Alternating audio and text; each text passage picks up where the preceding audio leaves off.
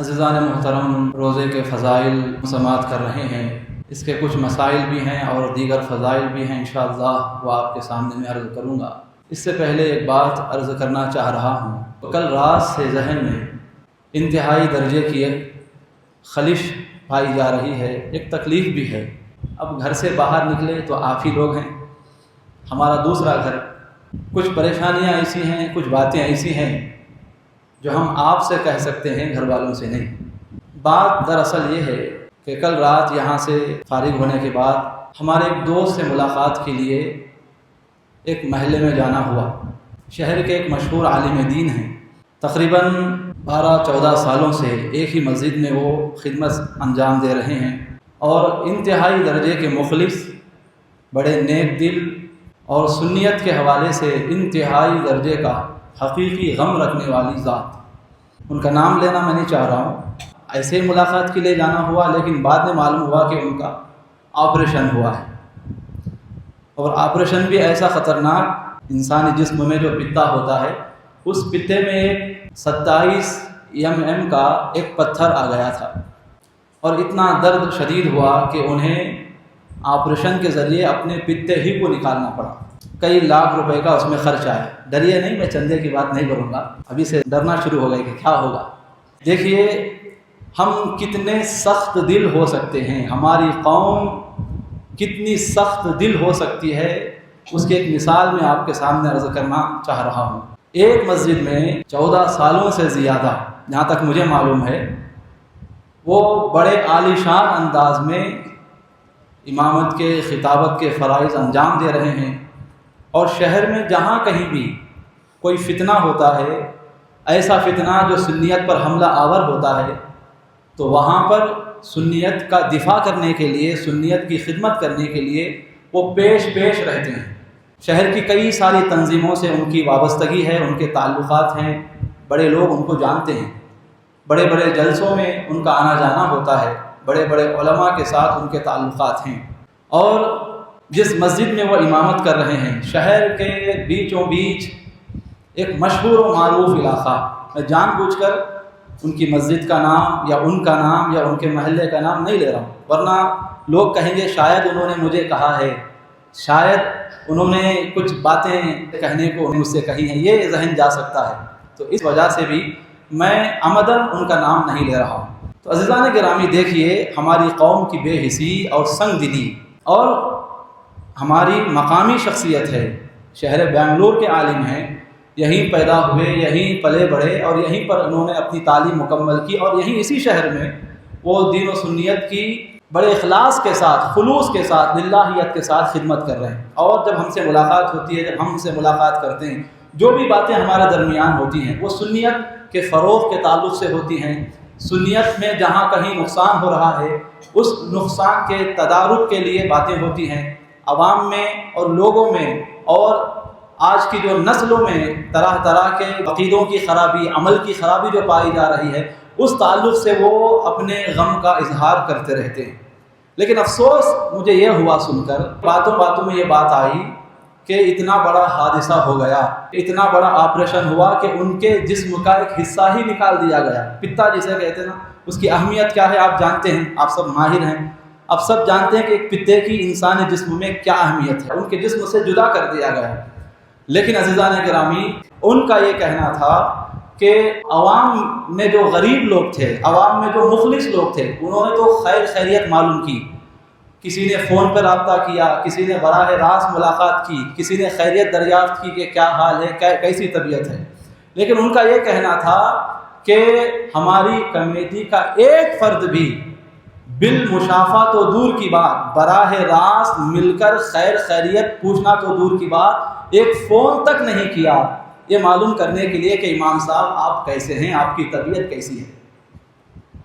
अगर मैं उस इलाके का नाम बताऊं तो आप कहेंगे कि ये तो हमारे शहर का बड़ा मशहूर इलाका है। और आपको मैं ये बात भी बता दूं कि उस मस्जिद की जो कमेटी के अफराद हैं, ऐसे नहीं कि गरीब हैं, फ़कीर हैं, नहीं, जितने अफराद हैं उनमें से हर एक, कुछ लोगों को मैं भी जानता हूँ और आप भी जानते होंगे, अगर नाम बताऊंगा तो आप भी पहचान लेंगे। कमेटी के जो अफराद हैं, लखपति कोई नहीं है, जो भी है वो करोड़पति ही हैं। کئی مکانات، ان کے کئی طرح کی تجارتیں، کئی طرح کے بزنس، ہم دعا کرتے ہیں کہ اللہ مزید برکت دے، مزید ترقی دے. لیکن میں یہ پوچھنا چاہ رہا ہوں، یہ عرض کرنا چاہ رہا ہوں کہ اس مال کا کیا فائدہ جو مال دین کی خدمت کے لیے صرف نہ ہو. آپ ایک ذمہ دار ہیں، آپ کے ماتحت ایک امام ہے اور آپ کے محلے کا امام ہے، یہی شہر کا امام ہے، مقامی امام ہے، اور ایسا نہیں کہ وہ خدمت انجام دینے میں سستی کرتا ہو، نہیں، انتہائی درجے کے خلوص کے ساتھ، محبتوں کے ساتھ بڑھ چڑھ کر دین کی خدمت کرنے میں وہ پیش رہتا ہے. لیکن افسوس، مالی امداد کرنا تو دور کی بات، مالی مدد کرنا تو دور کی بات، بھائی ایک انسانیت کے تقاضے کے تحت ہی کم سے کم یہ ہوتا کہ پوچھ لیے تھے کہ حضرت کیسے ہیں، کیا ہیں. لیکن نہیں، افسوس ہے اس بات پر. یہ ہے ہماری سخت دلی، تنگ دلی. ایک امام وہ ہوتا ہے جس کی ابتدا میں آپ اپنی عبادتوں کا تحفہ اور نذرانہ اللہ کی بارگاہ میں بھیج رہے ہوتے ہیں. سوچئے ذرا، اپنی عبادتوں کا تحفہ، اپنے سجدوں کے نذرانے، اپنے رکوع کے نذرانے، اپنے قیام کے نذرانے، جس امام کی وکالت میں ایک امام کو وکیل بنا کر، ایک امام کو اپنا پیشوا مان کر نماز کی حالت میں جو عبادت کا تحفہ مولا کی بارگاہ میں پیش کر رہے ہیں، اس کے ساتھ آپ کا یہ سلوک ہے. انتہائی درجے کا افسوس ہے اس بات پر. عزیزان گرامی، آج ہماری قوم کی تباہی کی ایک سب سے بڑی وجہ یہ بھی ہے کہ ہماری قوم نے علماء کا احترام کرنا چھوڑ دیا ہے. میں یہ ضرور کہوں گا کہ علماء کا احترام در حقیقت دین کا احترام ہے. علماء کی تعظیم در حقیقت دین کی تعظیم ہے. علماء سے محبت در حقیقت حضور اکرم علیہ السلام سے محبت ہے. یہ میں نہیں، مصطفیٰ جان رحمت نے خود ارشاد فرمایا، من صافح عالما فکأنما صافحنی، من زار عالما فکأنما زارنی. آقا علیہ السلام ارشاد فرما رہے ہیں کہ جس نے کسی عالم سے مصافحہ کیا، اس نے حقیقت میں عالم سے مصافحہ نہیں کیا بلکہ مجھ سے مصافحہ کیا. جس نے کسی عالم دین کی زیارت کی، اس نے اس عالم کی زیارت نہیں کی، حقیقت میں اس نے میری زیارت کی. یہ علماء ہیں جن کے تعلق سے مولا تعالیٰ ارشاد فرماتا ہے، قل هل يستوي الذين يعلمون والذين لا يعلمون، کہ مصطفیٰ آپ ارشاد فرمائیے، آپ اپنی امت کو سمجھا دیجئے کہ علم والے اور بے علم یہ دونوں برابر ہو سکتے ہیں کیا؟ یہ دونوں برابر نہیں ہو سکتے. کون کہہ رہا ہے؟ اللہ وحدہ لا شریک یہ اعلان کر رہا ہے کہ ایک عالم اور ایک غیر عالم دونوں برابر نہیں ہو سکتے. تو یہاں علماء کے مقام و مرتبے کو مولا قرآن کریم میں بیان فرما رہا ہے، اور آپ ہیں کہ جن کے مرتبوں کا قائل اللہ ہے، جن کی عظمتوں کو بیان کرنے والا اللہ ہے، آپ انہی علماء کے ساتھ ایسا بدتر سلوک کر رہے ہیں. اور عوام بھی نہیں، آپ کمیٹی والے ہو کر سلوک کر رہے ہیں. افسوس کی بات ہے. یاد رکھیے، ایک عالم کے پاس علم ہے، اس علم سے اگر اس عالم نے فائدہ نہ اٹھایا یا اس علم سے عوام کو فائدہ نہ پہنچایا، وہ علم حقیقت میں اس عالم کے لیے وبال ہے. اسی علم کی وجہ سے وہ جہنم کو جا سکتا ہے. اسی طرح جو مالدار ہے، اگر اپنے مال کے ذریعے دین کو نفع نہیں پہنچایا، دین کو فائدہ نہیں پہنچایا، تو اس کا مال بھی در حقیقت اس کے لیے وبال ہے. قیامت کے دن وہ رسوائی اور ذلت کا سامنا کر سکتا ہے. آپ مالدار ہیں، کروڑ پتی ہیں، آپ مالی خدمت تو نہیں کیے، چلیے آپ کی مرضی، کم سے کم حال چال تو پوچھ لیتے کہ حضرت کیسے ہیں. 14 سال سے آپ اس امام کے پیچھے نماز پڑھ رہے ہیں، اپنے گھر کی خدمتیں لے رہے ہیں آپ دینی معاملات میں، اور جب بات آئی ایک عالم دین کی عیادت کی تو آپ عیادت بھی نہیں کر رہے ہیں، فون پر کم سے کم رابطہ کر لیتے. حضرات گرامی، ان علماء کا تعلق اس جماعت سے ہے جس کے تعلق سے اللہ تبارک و تعالیٰ قرآن کریم میں ارشاد فرما رہا ہے، وَلْتَكُمْ مِنْكُمْ أُمَّةٌ يَدْعُونَ إِلَى الْخَيْرِ يَأْمُرُونَ بِالْمَعْرُوفِ وَيَنْهَوْنَ عَنِ الْمُنْكَرِ. مولا تعالیٰ ارشاد فرما رہا ہے، اے لوگو، تم میں ایک ایسی جماعت ہونی چاہیے، تم میں ایک ایسی جماعت ہونی چاہیے جو جماعت ایسی ہو جو لوگوں کو بھلائی کی دعوت دیتی ہو، بھلائی کی طرف پکارتی ہو، لوگوں کو بھلائی کیا ہے بتاتی ہو، بھلائی کیا ہے سمجھاتی ہو، بھلائی سے تعلق پیدا کراتی ہو عوام کا. اور بھلائی کا حکم دیتی ہو، نیکیوں کا حکم دیتی ہو، برائی سے روکتی ہو، ایسی جس جماعت کا ذکر اللہ قرآن میں فرما رہا ہے، علماء کا تعلق اسی جماعت سے ہے۔ حقیقت ہے یہ بات، آپ مانیں یا نہ مانیں، ہمارے باپ دادا ہوں یا ہمارا پورا خاندان ہو، اوپر سے آپ چلیں، ہمارے بچے ہوں یا ہمارے خاندان کا کوئی بھی فرد ہو، اگر اس کی زبان سے لفظ اللہ نکلتا ہے، یہ بھی کسی نہ کسی عالم کا احسان ہے۔ اب مانیں یا نہ مانیں، حقیقت یہی ہے۔ اگر ہمارا کوئی بچہ اللہ کہتا ہے، ایک عالم کی محنت کا نتیجہ ہوتا ہے۔ اگر ہم نماز پڑھ رہے ہیں، نماز کیا ہے اگر جانتے ہیں، یہ علماء کا احسان ہے۔ روزہ کیا ہے اگر ہم جانتے ہیں، یہ علماء کا احسان ہے۔ سحری کیا ہے، افطاری کیا ہے اگر ہم کو معلوم ہے تو یہ علماء کا احسان ہے۔ حج کیا ہے، حج کیسے ادا کرنا ہے اگر ہم نے سیکھ لیا ہے تو یہ علماء کا احسان ہے۔ قرآن کیا ہے، قرآن کیسے پڑھا جاتا ہے اگر تلاوت کرنے کا طریقہ سلیقہ ہم کو آتا ہے تو یہ علماء کا احسان ہے۔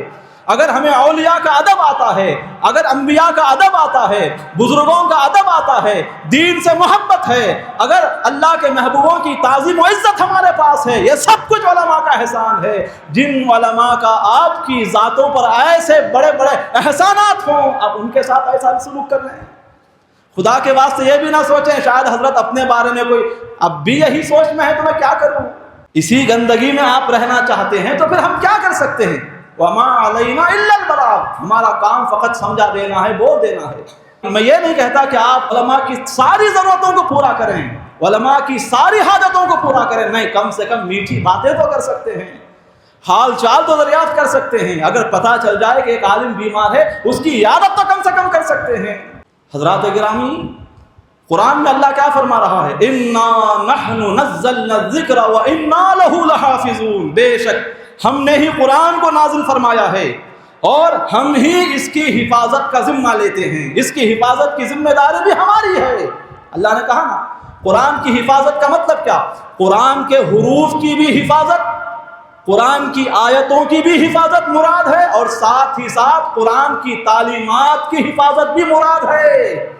قرآن میں جو تعلیمات ہیں، قرآن میں جو دین ہے، قرآن میں جو اسلام ہے، قرآن میں جو اچھائیاں ہیں، قرآن میں جو مولا رب العزت کا جو پیغام ہے، اس کی حفاظت بھی مراد ہے۔ فرما رہا ہے کہ دین کو عطا کرنا بھی ہمارا کام ہے، دین کی حفاظت بھی ہمارا ہی کام ہے۔ گویا اللہ یہ فرما رہا ہے، اللہ تعالیٰ اپنے قرآن کی حفاظت، اپنے دین کی حفاظت، اپنے اسلام کی حفاظت کا ذریعہ جن کو بنایا ہے انہی کو علماء کہا جاتا ہے۔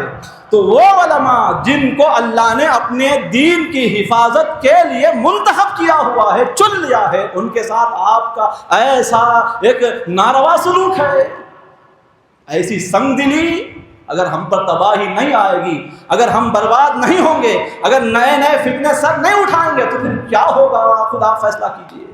انتہائی درجے کا افسوس ہوا یہ سن کر جب انہوں نے کہا کہ ایک فون کال تک نہیں آیا پوری کمیٹی کے ایک ممبر سے بھی۔